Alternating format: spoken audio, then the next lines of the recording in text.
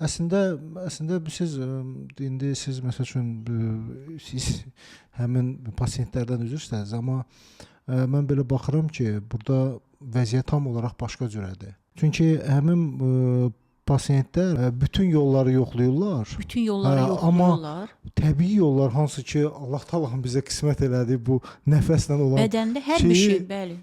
Yoxlamırlar. Bəli. Gözləyirlər ki, o momentə ki, o artıq yəni orada variant yoxdur. Məsələn, bax, onkoloji xəstəliklərin etaplar var da. Birinci etapda, ikinci etapda, üçüncü etapa qədər köməklik eləmək olur. Ona görə ki, olunan nəfəslər bədəndə xəstə hüceyrələri öldürür, yeni hüceyrələr yaradır. Amma həmin xəstəliyin ən son periodunda mən ona necə kömək eləyə bilərəm? İnanın ki, o insan heç vaxt yadımdan çıxmır. Allah köməkləri olsun. Yəni bu verilişlərdə əslində çəkməkdə məqsəd belə insanlara kömək eləməkdir, yardımçı olmaqdır.